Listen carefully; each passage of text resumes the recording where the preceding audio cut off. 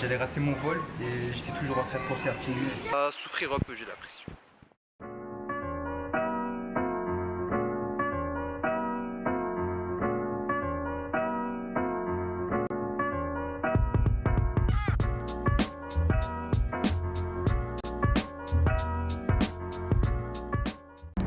Salut tout le monde, je suis dans la voiture là pour le moment, on va vers l'aéroport et je suis à la bourse ce matin, du coup c'est seulement maintenant que je peux filmer et aujourd'hui on se dirige direction la Turquie, direction Cappadoce.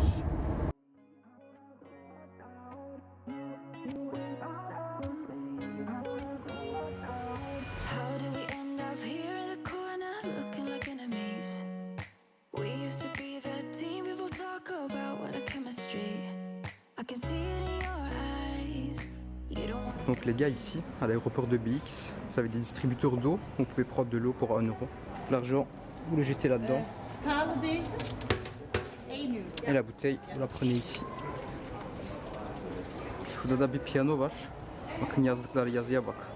Artık kim nasıl oynadıysa. Bon les gars, je viens de me poser ici à l'aéroport et bah, je vais vous donner quelques infos vu que je n'ai pas eu le temps jusque maintenant. Donc voilà, ici je vais prendre l'avion direction la Turquie pour aller à Cappadoce.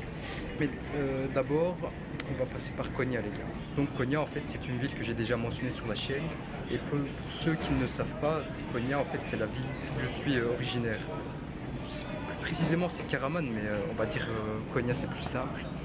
Et donc voilà. Du coup ici, je vais prendre l'avion direction Konya et de là-bas, attendez, on me sonne. Donc ici, dans un premier temps, je vais partir à Konya en avion. On va faire une escale à Istanbul. Ensuite, de là-bas, je vais rejoindre mon oncle. Et demain, Inch'Allah, on va se diriger vers Cappadoce. Et cette fois-ci, je vais voyager tout seul jusqu'à Konya en tout cas. Ensuite, je serai accompagné de mon oncle. Yine düştük yollara arkadaşlar.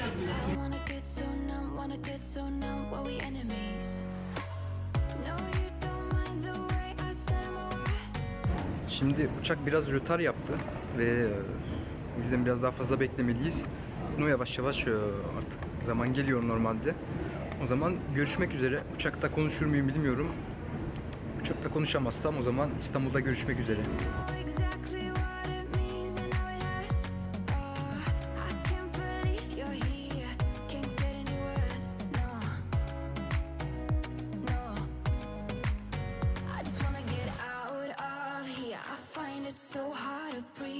Bon les gars, j'ai en fait pu me poser 12 secondes comme ça. Tantôt j'étais en train de courir parce que je savais pas où je devais aller en fait. C'est vraiment un peu bizarre ici, on va dans tous les sens, en plus je sais pas où est l'avion, c'était un peu chaud, quelqu'un qui passe derrière. Voilà. J'étais en train de courir et j'avais ma caméra en main, j'allais rater mon vol et j'étais toujours en train de penser à filmer. Mais donc au final je suis bien arrivé, j'ai trouvé l'endroit, mais il y avait trop de gens et je me suis dit vas-y je vais un peu m'écarter pour discuter un peu avec vous. Le premier vol il était fatigant, même si ça a duré que 3 heures, là je suis KO là. Et là j'ai encore un vol. Et voilà, après on va aller à Konya Inch'Allah les gars. Allez.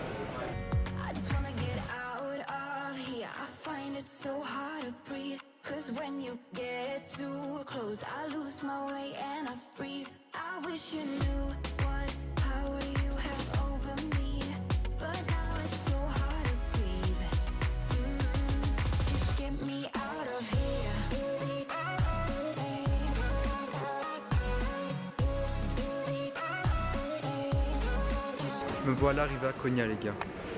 Le vol ici ça s'est bien passé, j'étais assis à côté d'un passager.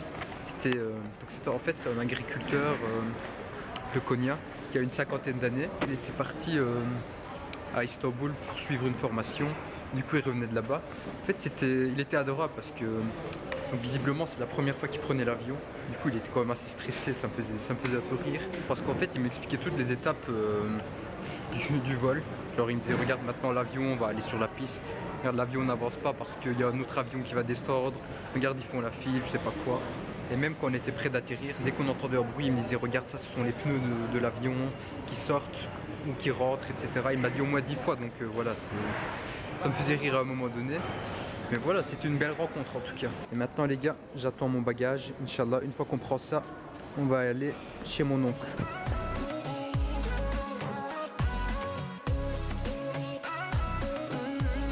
Just get me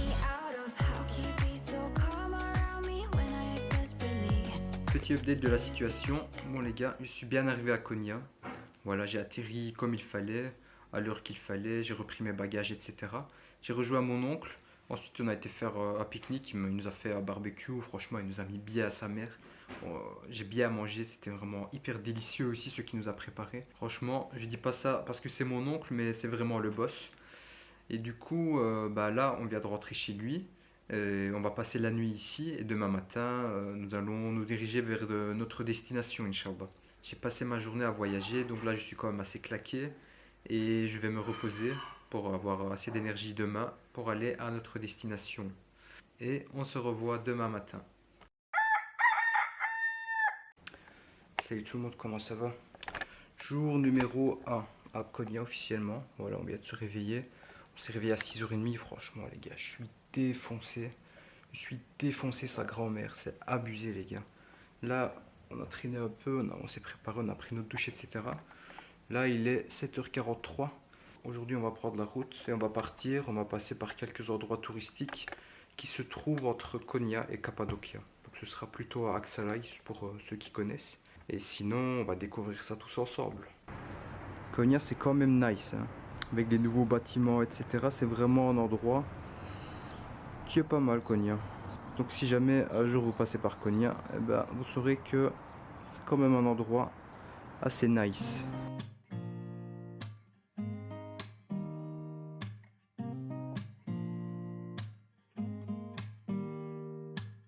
Don't need someone to save me, no, and don't come running to blame me. From miles away I can tell that something's off. The way you look and how you pause when you talk, I think you said enough. You said your love for me something brand new. You said this is something you would never do.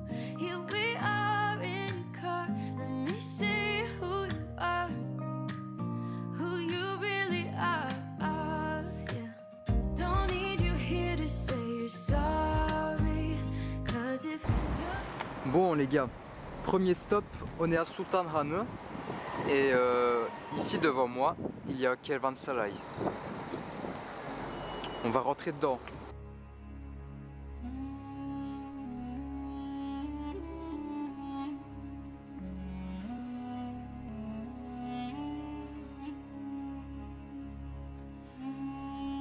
Donc voilà, donc ici il y a des explications sur le Kervansaray. Un Kervansaray, qu'est-ce que c'est les gars? C'est un endroit où les voyageurs dans l'Empire ottoman venaient ici lorsqu'ils passaient par la route, quoi. Ils venaient pour passer la nuit, pour pouvoir manger, pour pouvoir loger, pour faire tous leurs besoins. Et c'est comme les hôtels en fait. C'est comme les hôtels aujourd'hui, mais sauf que c'était durant l'Empire ottoman. Du coup voilà, les gens venaient ici. C'était assez intéressant. Et puis ici il est écrit quoi? Il est écrit qu'en fait les gens qui viennent, donc pour tout le monde, pour les locaux et pour les étrangers qui viennent des différentes ethniques, différentes religions, enfin, toutes religions confondues, et ben pendant 3 jours ils avaient à manger, à boire gratos. Et juste au-dessus il est mis en fait tout ce qu'il y avait, donc les gens ils pouvaient vraiment tout faire, quoi. Il y avait les lieux de culte, il y avait des cuisines, il y avait des chambres pour dormir, des bains, il y avait même, regardez, une clinique médicale, un truc de l'époque, quoi. Et beaucoup d'autres choses aussi. Donc quand on regarde comme ceci, c'est un endroit comme ça, il y a une place centrale avec ce monument, des pierres qui datent de l'époque à laquelle le Kervansaray fonctionnait, je suppose. Donc c'est à peu près le XIIIe siècle. Et sur les côtés, vous voyez, il y a plusieurs loges. Plusieurs loges sont disponibles, comme ça. Je suppose que c'était les chambres où les gens allaient. On va voir ici.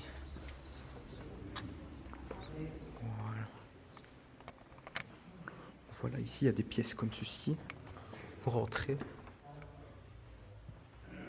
Voilà. Elles sont bien hautes, hein.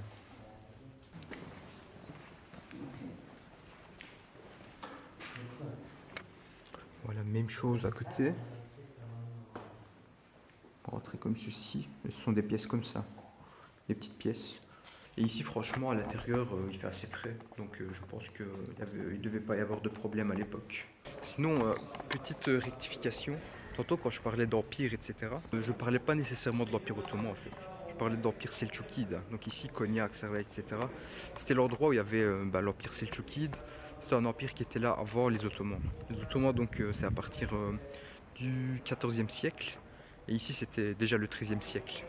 Et ici il y a un endroit où ils exposent des tapis. Franchement c'est assez spacieux.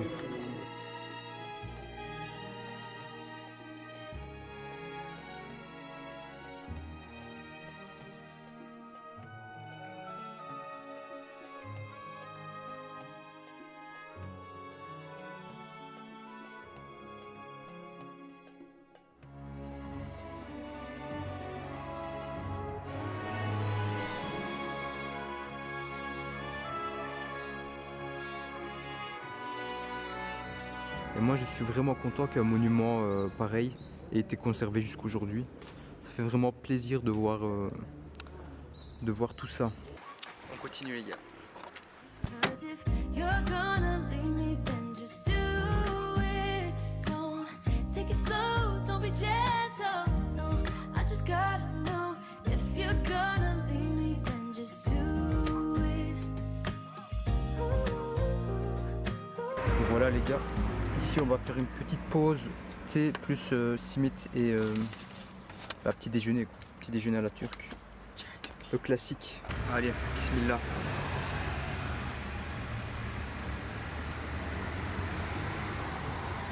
Nice. Machallah, c'est hyper bon.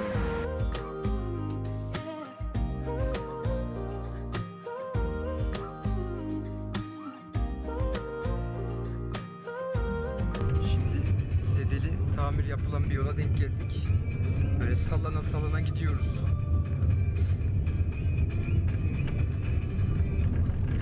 Bayağı da uzun sürecek gibi sanki o. Hayırlısı bakalım. Atlaya zıplaya gidiyoruz böyle. A few minutes later. Enfin c'est terminé, ça a duré quasi 5 minutes. Gonna leave me, then just do it. Don't take it slow, don't be gentle. No, I just gotta know. If you're gonna leave me, then just do it.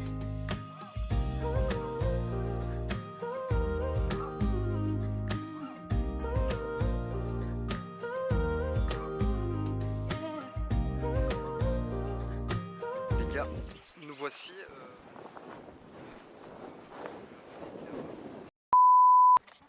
Sinon voilà, ici il y a un petit village au calme. Matez-moi cette vue. C'est merveilleux, n'est-ce pas? Voilà. Regardez, ça va, ça commence là-bas. Ça fait tout le tour. Ça vient ici. Il y a même un fleuve qui passe, hein, vous voyez? Donc ici, la vallée d'Ilara, c'est un canyon en fait. Ça a été formé en fait il y a des milliers d'années. Parce qu'en fait, il y a des volcans dans le voisinage. Je pense ici, on en voit un juste ici. Là, il est éteint, mais dans le temps, il était en éruption. Et ici, ça s'est formé après que ces volcans soient entrés en éruption. Donc voilà, on descend comme ça. Il y a des escaliers qui nous ramènent jusqu'au milieu de la vallée. Les gars, aussi, autre particularité,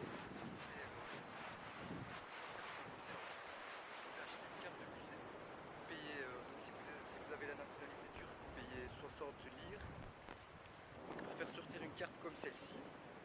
Et avec cette carte, vous pouvez rentrer pendant un an à tous les musées. Et donc, vous n'avez plus besoin de payer l'entrée de chaque musée, quoi. Vous payez une seule fois. Et vous avez accès à tous les musées, sur tout le pays, hein, pendant un an. Donc, c'est quand même assez bien. Si vous n'êtes pas turc, vous devez payer un peu plus, je pense. Hein. Genre beaucoup plus quand même. Je pense, je sais pas si j'ai bien vu, mais j'ai l'impression que c'était 2500 lire. Je vais regarder encore une fois quand on va remonter. Sinon, là on est en train d'avancer dans le canyon. Bon les gars, je vous explique vite fait. Du coup là on est à l'intérieur du canyon. Il y a des gens qui courent, c'est Machallah frère. Machallah eux. Vous voyez là, il est en train de courir, de faire son jogging au plein milieu de la vallée. Et ce qui se passe, on ne voit pas. Et ce qui se passe, voilà, là on me voit mieux. C'est que en fait, l'entrée principale, il y a des travaux. Bah, du coup, je pense que pour atteindre l'entrée, on aurait dû entrer. Je pense qu'on a à peu près 30 minutes de marche. Du coup, on va souffrir un peu, j'ai l'impression. Après, ça fait plaisir, hein. On marche pas n'importe où, on marche dans la vallée, c'est hyper beau, il fait frais, et genre t'as l'impression que tu te dépollues, c'est merveilleux. Enfin, je vais vous montrer un peu le paysage. Let's be honest for a second. Yeah, you're being over your head, babe. 'Cause there is no one other than me that can make you feel. Le trajet tortueux, comme vous pouvez le constater. Hop. Les gars, constatez ça, les premières grottes que j'ai vues lors de ce voyage. Mashallah, subhanallah. Hop, il y en a une de l'autre côté aussi. Et ouais, qui a dit qu'on faisait pas de randonnée? Oufti, j'ai failli me casser la gueule. Qui a dit que nous on faisait pas de randonnée? Je fais la meilleure des randonnées là. Je vais aller mettre ça sur mon CV, dans la partie loisirs. C'est vraiment machallah quand on regarde. Si vous venez ici et que vous êtes tripophobe, je pense que vous allez passer un sale quart d'heure. Hein. Les tripophobes en PLS. Bon les gars, juste en face de moi il y a un pont qui est fait en bois. Mais je sais pas, j'ai l'impression qu'il a été fait par des castors. Bah du coup, Inch'Allah je passe sans qu'il craque. Allez prier pour moi Inch'Allah. Hop, hop. Voilà, on avance les gars. On avance. Non franchement c'est easy. Hein. Easy, easy, easy. Hop. Et donc une des choses qu'ils ont construites à l'intérieur, ce sont des églises. Vous voyez ici, il y a même des représentations. Après voilà, on voit plus trop grand chose, mais à un moment donné c'était là quoi. Même chose ici. Et même chose au plafond. Tout ça n'était pas là il y a 2000 ans je pense. Là ici c'est l'intérieur. Hein. Vous voyez. Ici je me demande si c'était des cimetières ou quoi. On a également ici des dessins. Les gars, généralement quand je regarde les dessins ici, ils sont tous amochés. On voit pas les visages, etc. Je me demande si ça a été fait exprès, hein, franchement. C'est le seul visage qu'on voit, ça. Ah non, on les voit en fait. Hein. Ceux du plafond, ils sont toujours présents. Hop, les gars, ici, c'est un peu difficile pour entrer. Tout qui est détruit comme vous le voyez. Même là-bas. Hein. Voilà, je sais pas ici ce que c'était. Est-ce que c'était des cimetières une nouvelle fois? Je n'ai pas d'idée. Et ici, c'était peut-être des salles où, je sais pas, où le prêtre prêchait ou quoi. Je ne sais pas trop. Ici, c'est hyper sombre. On va mettre le flash. Fouti, ça change rien. Ouais, ça change pas grand-chose de flash. Voilà les gars. Les gars, je vous aime bien et tout, mais on va pas s'aventurer là-dedans non plus. Les gars, par contre, c'est ouf. Comment c'est droit. On dirait ils ont taillé en faisant exprès. Hein. C'est vraiment impressionnant. Sinon ici, je vois qu'il y a une grotte dans laquelle on peut s'aventurer. Je dis bien on peut. Hein. On voit un peu mieux. Je pense qu'il n'y a rien de spécial ici. Bon les gars, finalement, à partir d'un moment, on est retourné. On va pas terminer tout. Parce que voilà, on a entendu que c'était quand même assez loin. Il faut genre marcher 7 km pour atteindre l'endroit principal. Et à Skip, voilà, c'est pas. Il n'y a pas vraiment grand chose à faire. Il y a juste un pont et un endroit où s'asseoir, prendre des photos pour Instagram. Quoi. Bah, du coup, on s'est dit, voilà, on va retourner. On ira voir autre part. Et ça va quand même, je suis pas trop dégoûté. Parce que on a quand même pu voir une église. Et j'ai même pu rentrer dans une grotte. Donc j'ai pu filmer tout ça. Et ici, bah, puisqu'on a déjà fait tout ça, je vais quand même vous donner quelques infos hein, sur sur cette vallée. Laissez-moi juste reprendre les copillons. Voilà, voilà. Donc ça, je vais vous les lire. Donc voilà, ici en fait, donc les gens, donc dans ces rochers, etc., ils avaient creusé des grottes qu'ils utilisaient comme des églises, comme des habitations, comme d'autres choses encore. Attendez, je vais regarder. Donc ici, c'est la première colonie des premiers chrétiens qui cherchaient à s'échapper des soldats romains. Donc donc si je me rappelle bien, c'est aux alentours du 3e siècle. Et voilà. Et pourquoi en fait ils ont choisi cet endroit? C'est parce que il y a une abondance de l'eau et il y a beaucoup d'endroits cachés dans la vallée. Donc je pense que c'était assez avantageux pour se cacher des soldats romains. Donc ici avant, son nom c'était Peristrema et maintenant on appelle la vallée d'Ilara. Voilà. Et la particularité ici de ce canyon, c'est que des gens ont vécu dans ce canyon jusqu'au 19e siècle si je me rappelle bien. Donc ici il y a plusieurs églises, nous on en a vu une seule, mais voilà, j'ai entendu qu'il y en avait plusieurs autres. Les gens ils utilisaient ça d'un point de vue culturel pour pouvoir pour que leur descendance puisse apprendre leur religion, etc. C'est assez cool, un endroit assez tranquille, assez posé, assez cosy. Et voilà, et toutes les infos que je donne, bien évidemment, elles viennent de Google. Nothing fancy une nouvelle fois. Donc c'est un endroit qui est assez cosy, assez tranquille. Genre l'eau qui coule ici, ça te fait relaxer. C'est vraiment super. Putain les gars, descendre la vallée ça va et tout, mais remonter c'est la mort. On va. Là on a fini. On est retour au point départ. Voilà, et on va aviser maintenant. On va voir ce qu'on va faire.